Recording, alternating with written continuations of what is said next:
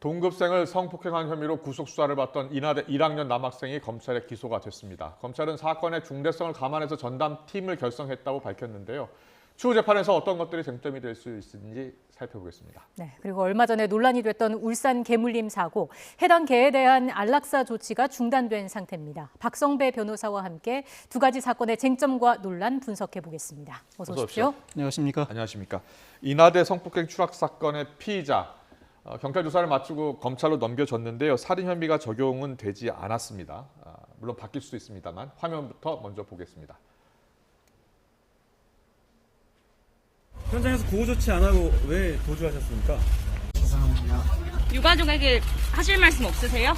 피해자분과 피해자 유족분한테 진심으로 죄송합니다. 네, 일단 죄송하다고 했습니다만 이미 저질러졌습니다. 살인죄는 아니고요. 준강간치사죄를 적용해서 검찰로 송치했는데 살인죄 적용이 어려웠던 이유는 어디에 있습니까? 이 사건은 피의자의 구체적인 행위 유형에 따라 여러 가지 범죄가 성립할 수 있습니다. 일단 피의자가 피해자를 직접 밀쳤거나 성폭행 수단으로서의 폭행, 즉 실랑이 과정 중에 피해자가 추락했다면 준강간 살인죄가 성립합니다. 네. 반면에 피해자가 피의자의 성폭행을 피하다가 또는 피의자가 의식을 잃은 피해자를 위험한 상황에 방치해두는 등 상당히 떨어지기 쉬울 만한 상황에 처하게 만든 경우에는 준강간치사죄가 성립합니다. 예. 이도저도 아니라면 즉 피해자가 자의로 또는 실수로 몸을 가누지 못한 상태에서 스스로 추락하게 된 경우에는 준강간죄만 성립하게 됩니다.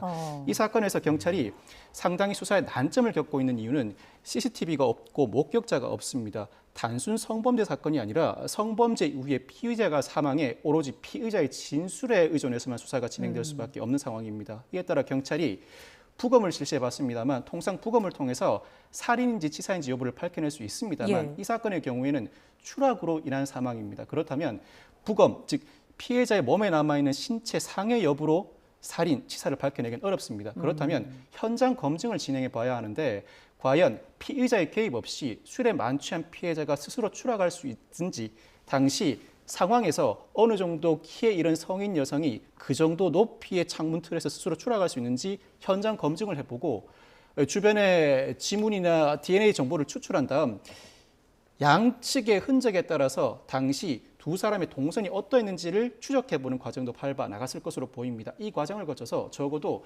피의자의 개입 없이 피해자가 스스로 추락하기는 상당히 어렵다는 판단에 이르러 준강간치사를 적용한 것으로 보입니다. 더더군다나 범행 현장에 피의자가 휴대전화를 남기고 갔는데 휴대전화에 촬영된 영상과 음성 내역상 구체적인 성범죄의 시기도 특정을 했다고 합니다. 전반적인 수사 결과상 준강간치사는 충분히 적용할 수 있지만 구체적인 행위 유형에 따른 준강간 살인은 입증이 어렵다는 판단에 이른 것으로 보입니다. 예, 이게 어떤 혐의가 적용되느냐에 따라서 형량도 크게 차이가 나지 않습니까? 그렇습니다. 준강간 살인의 경우에는 법정형 자체가 살인 또는 무기징역이고 준강간치사죄의 경우에는 법정형이 무기 또는 10년 이상의 징역에 처해집니다. 예. 양형 기준상으로 준강간치사의 경우에는 통상 11년에서 14년형 정도가 네. 권고되고 범행 후에 후호 후송을 하지 않았다면 이는 양형 가중 사유로 삼을 여지도 있습니다. 반면에 준강간 살인 혐의가 적용된다면 살인의 5유형 중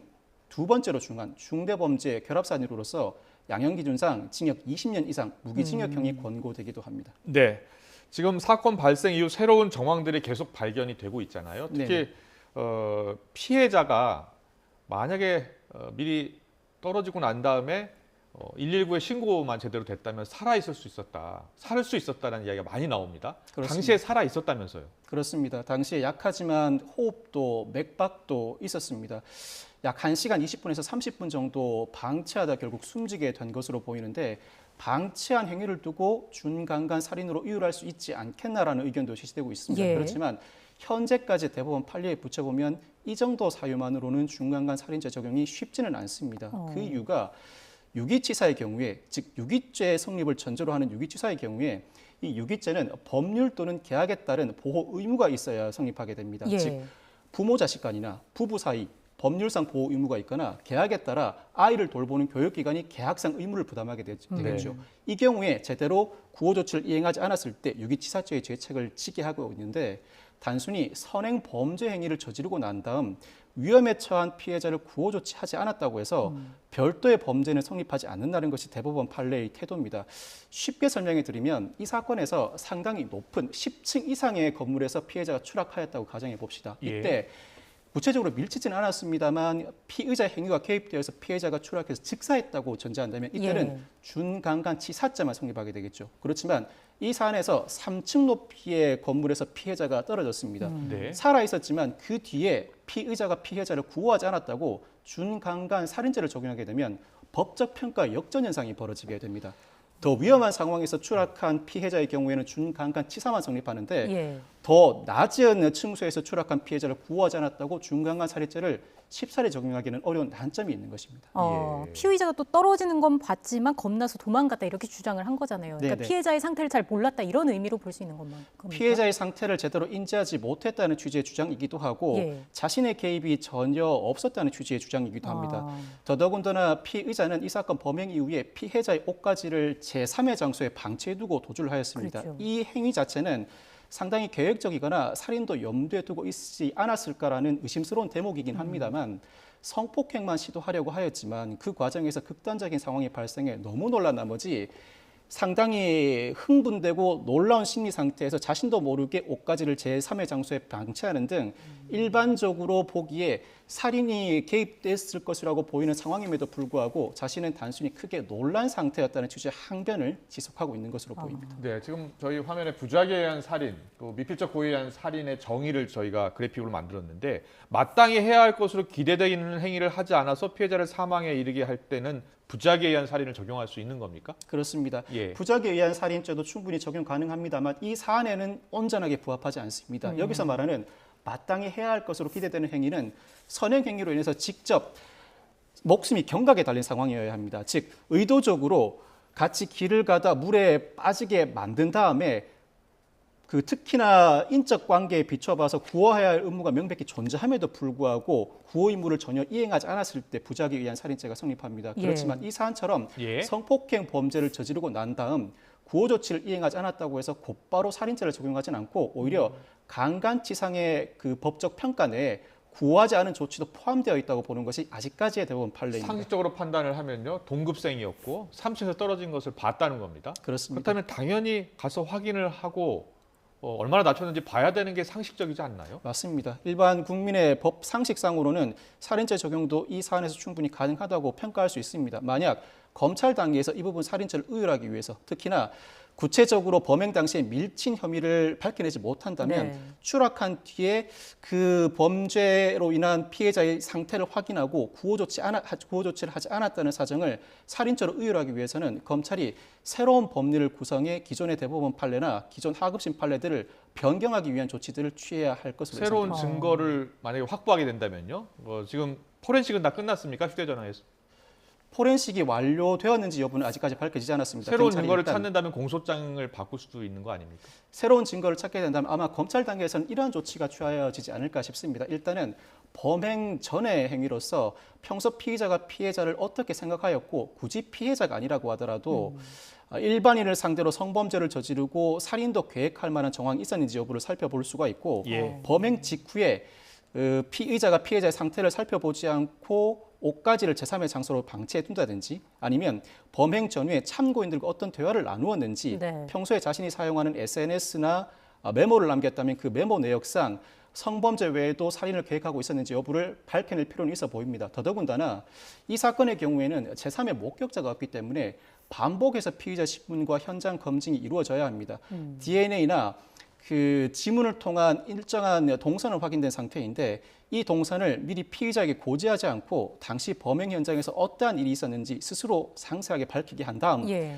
그 진술과 밝혀진 두 사람의 행적과의 모순점이 드러날 때 그 모순점을 파고들어 또다시 질문을 하고 답을 듣는 과정, 이 과정을 반복함으로써 진술의 모순점을 끌어내야 합니다. 그리고 검찰 단계에서 사실 검사나 수사관들이 현장 검증을 흔히 하진 않습니다만 이 사건과 같이 제3의 목격자나 CCTV가 없는 사건에서는 현장 검증을 통해 피의자 진술의 모순점을 끌어내야 할 수사가 이루어져야 할 것으로 보입니다. 그렇지만 예. 범죄 형량이 상당히 높은 범죄일수록 네. 재판부는 더 엄격한 입증을 요구합니다. 중간간 살인 적용이 아직까지는 녹록지 않아 보이는 이유입니다. 네. 여러 가지 부분들을 좀 들여다봐야 할 것 같고요. 조금 전 저희가 자막으로도 보여드렸습니다만 경찰이 추가로 발견한 사실이 또 피의자가 술에 만취한 피해자를 끌고 3층까지 또 끌고 올라갔다는 겁니다. 네네. 여기서 어떤 정황 증거를 좀 찾을 수 있을까요? 피의자가 술에 만취한 피해자를 3층까지 끌고 올라갔다는 것은 성폭행 범죄에 대해서는 다툼의 여지가 없다는 것입니다. 굳이 폭행 협박을 수반하지 않는다고 하더라도 예. 이미 피해자가 심신 상실 상태에 빠져 있었으므로 그를 이용해 성범죄를 저질렀다는 점 다툼의 여지가 없다는 취지이고 또 한 가지는 피해자가 만취한 상태였다면 예. 스스로 추락할 가능성이 더 낮다고 볼 가능성이 있습니다. 현재 피의자의 주장에 따르면 살인은 물론 치사도 인정하지 않는 태도입니다. 예. 준강간죄만 인정하고 있는 태도인데 이처럼 피해자가 만취해 있었다면 과연 피의자의 개입 없이 스스로 추락할 수 있었겠는가? 당시 피의자의 키와 추락할 수 있을 만한 난간의 높이에 비춰봤을 때 직접 밀지는 않았다고 하더라도 피의자의 개입으로 피해자가 상당히 위험한 상황에 처해 있었기 때문에 추락에 이르렀다는 추정은 가능하다. 적어도 준강간 치사 이상은 적용 가능하다는 정황으로 작용할 수 있습니다. 알겠습니다. 중간간치사죄 적용 외에 불법 촬영 혐의도 추가했지 않습니까? 그렇습니다. 네. 카메라 등 이용 촬영죄는 성적 수치심을 야기할 수 있는 다른 사람의 신체를 촬영할 때 성립하는 범죄입니다. 여기서 말하는 촬영은 저장 장치에 피사체의 정보를 입력하는 행위를 말하는데 네. 이 관련 판례는 촬영 시작을 굳이 하지 않는다고 하더라도 피사체의 그 초점을 맞추는 행위만으로도 실행에 착수했다고 봅니다. 그리고 그 기수 시기에 대해서 통상 현재 시판되고 있는 휴대전화 촬영은 촬영 시작 버튼만 누르면 그 피사체 정보가 임시 기억 장치에 임시로 저장이 됩니다. 그리고 네. 촬영 종료 버튼을 누르게 되면 보조 기억 장치로 영구 저장되게 되는 구조로 이루어지게 되는데 우리 판례는 촬영 시작 버튼만 눌렀다면 그 이후에 촬영 종료 버튼을 누르지 않았더라도 즉 일부 정보가 임시 저장 매체에 저장된 상태만으로도 카메라 등 이용 촬영죄의 기수를 인정하고 있습니다. 즉 촬영 시작 버튼만 눌렀다고 해도 예. 카메라 등 이용 촬영죄는 기수 범죄에 이르렀다고 평가하는데 다만 이 사건의 경우에는 사람의 신체를 촬영해야 카메라 등 이용 촬영죄임에도 불구하고 신체가 아닌 음성만 촬영된 단계이기 그렇죠. 때문에 카메라 등 이용 촬영죄의 미수범으로는 충분히 처벌 가능합니다. 그럼 예. 형량에는 어떤 차이가 있습니까? 실제로 준강간 치사죄만 적용됨을 전제로 설명을 드리게 되면 예. 이 경우에 카메라 등 이용 촬영죄의 미수가 추가된다면 이는 범죄의 정황을 상당하게 불량하게 추정할 수 있는 대목이 됩니다. 이에 따라서 중간간 치사죄의 가중 요소를 감안한 권고 형량인 징역 13년 이상 무기징역형 선고도 가능하게 되는데 이때는 단순살인, 통상 단순살인의 경우에 전과가 없는 경우에는 징역 15년 정도가 선고됩니다. 단순살인과 실제 선고 형량에 큰 차이가 없을 수도 있습니다. 네. 추후 재판 과정에서 피의자와 검찰이 가장 치열하게 다툴 부분은 뭐라고 보세요? 일단 피의자는 준강간죄만 인정할 것으로 보입니다. 스스로 본인이 기억이 없거나 피의자의 개입 없이 피해자가 스스로 떨어졌다는 취지의 주장을 할 것으로 보이고 검찰은 그보다 더 나아가서 준강간 치사뿐만 아니라 준강간 살인죄로도 그 혐의 적용 확대를 할 것으로 보입니다. 예. 앞서 설명드렸던 것처럼 후반의 전반적인 상황 외에도 현장 검증 그리고 피의자를 반복해서 신문하는 과정을 밟아 나가야 할 것으로 보이고 특히나 현재 크게 쟁점이 되고 있는 피해자가 추락한 이후에 피의자가 구호 조치를 하지 않았을 때 과연 살인 혐의를 적용할 수 있는지 검찰이 기존의 판례와 배치되는 새로운 법리를 구성해 주장할 필요가 있어 보입니다. 다만 앞서 말씀드린 것처럼 상당히 엄격한 증명을 요구할 것으로 보여서 네. 재판 과정에서 준강간 살인까지 인정될지는 지켜보아야 할 대목 같습니다. 네, 네. 추후 재판 과정을 좀 지켜봐야 할 것 같습니다. 다음 주제로 넘어가 보겠습니다. 울산 울주군의 한 아파트 단지에서 발생한 개물림 사고와 관련한 이야기를 나눠보겠습니다. 경찰이 해당 개에 대해서 안락사를 요청했는데 일단은 지금 절차가 중단이 된 상황입니다. 그렇습니다. 개는 법률상 물건으로 취급됩니다. 원칙적으로 범행 수단은 수사 단계에서 압수를 하게 됩니다. 이 압수된 물건은 재판을 걸쳐서 몰수하게 됩니다. 그렇지만 이 압수한 물건이 보관하는 데 상당한 위험이 수반된다면 이때는 폐기 처분을 할 수 있습니다. 경찰은 이 개가 압수된 범행 수단이지만 보관에 상당한 위험이 수반되므로 폐기 처분을 하겠다고 수사 지휘 건의를 하게 된 것입니다. 예. 현재 경찰에 대한 수사 지휘권은 대부분 폐지되었지만 바로 이 압수물 폐기 처분 등 일부 조항에 관련해서는 검사의 수사 지휘권이 유지되어 있습니다. 그런데 네. 검사가 이 개에게 또 다른 위험 발생의 우려가 있는지, 즉 위험 발생에 염려가 있다는 사정에 대해서 충분한 입증이 이루어지지 못했다는 이유로 반려 조치를 한 상태입니다. 이에 따르면 경찰은 과거에도 유사한 사례가 있었는지 또 앞으로도 이와 유사한 사고가 발생할 가능성이 있는지 관련 자료를 확보해 추가로 수사 지휘 건의를 해야 하는 상황인데 사실 검찰의 조치에 대해서 여론이 상당히 비판적으로 들끓었습니다. 그러자 네. 검찰이 이 형사소송법상 지휘 외에도 이 동물보호법상 동물의 안락사도 가능하다는 취지의 의견을 밝히면서 이와 관련된 법리 검토도 해보라는 지시를 검찰에 내렸습니다. 그런데 이 지시가 과연 이 사안에 적용될 수 있을지는 상당히 의문입니다. 그 이유가 이 동물보호법상 안락사는 시도지사가 지정하는 동물보호단체가 학대를 받게 된 동물을 보호하다가 예. 이 동물이 다른 사람이라 역시 보호 조치 중인 다른 동물에게 질병을 옮기거나 위해를 가할 우려가 있을 때 성격이 다른데요? 안락사를 할 수 있다는 예. 규정입니다. 이 경우에는 수의사 2명이 참석해서 별도의 장소에서 고통의 수반 없이 안락사를 취할 수 있도록 조치를 취하고 있는데 말씀하신 것처럼 이 사건처럼 다른 사람을 심하게 물어서 위해를 가한 개를 곧바로 안락사시킬 수 있는 근거 규정과는 성격 자체가 그러니까요. 다릅니다. 이에 따라서 이 개를 안락사시킬 수 있는 근거 규정은 사실 직접적으로는 형사소송법상 압수물 폐기 규정입니다만 이를 두고 사회적 찬반 논란이 들끓고 있는 것입니다.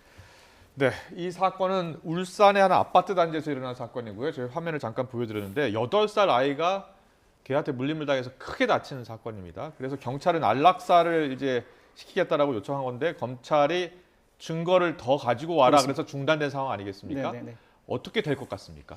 한 동물복지단체는 피해자와 가족들에게 심심한 위로를 전하지만 개를 안락사한다고 근본적으로 문제가 해결되지 않는다. 우리가 인수해서 보호하겠다는 네. 입장을 밝히고 있는 등 반대 여론도 적지는 않습니다.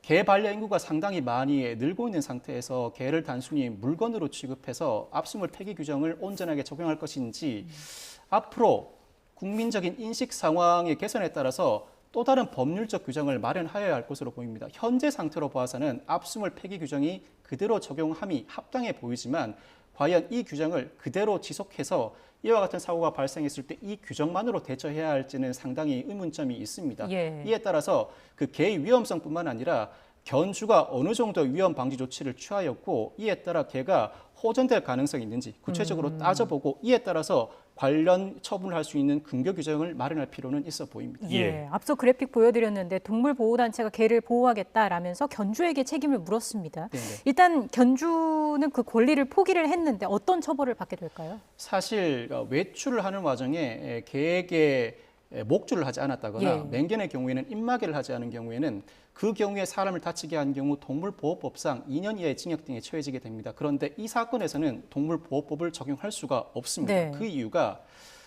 외출하다 발생한 사고가 아니라 견주의 주장에 따르면 사고 당일 새벽에 개가 스스로 목줄을 끊고 도주하였다가 발생한 사고라고 주장하고 있습니다. 네. 이 경우에는 동물보호법을 적용하지 못하고 형법상 과실치상죄만 적용할 수 있는데 이 과실치상죄는 법정형의 상한이 벌금 500만 원입니다.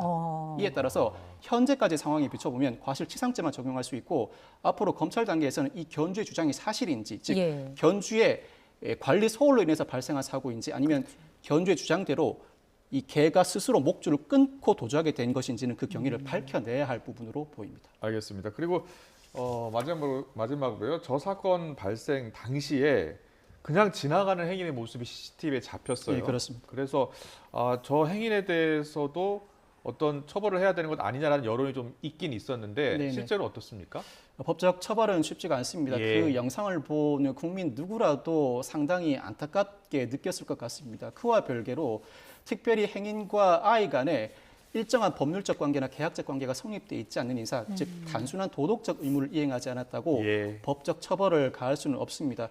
이 도덕적 의무를 이행하지 않은 경우에 상당히 안타까울 수 있습니다만 이를 지나치게 비난하거나 구체적인 신상 정보를 공개하는 행위는 자제되어야 하지 않을까 싶습니다. 지금 이 주민에 대한 비판을 넘어서 신상 공개가 이루어지고 있고 2차 가해까지 나오고 네. 있는 그렇습니다. 상황이거든요. 예. 온라인상에서 신상 정보 공개가 이루어지게 된다면 정보통신망법상 명예훼손죄가 적용될 것으로 보이는데 예. 공익 목적을 인정할 여지도 있습니다만 과연 구체적인 신상 정보 공개가 공익에 부합하는지도 의문일 뿐만 아니라 도덕적 의무를 이행하여야 한다는 비난, 이 사안에서는 어느 정도는 가능해 보입니다만 이 비난이 관철된다면 도덕적 의무 이행이 필요한지 논란이 있거나 오히려 네. 불필요한 경우에까지 그 비난이 이어짐으로써 개인의 일반적 행동 자유권이 상당히 제한될 우려가 있습니다. 네, 알겠습니다.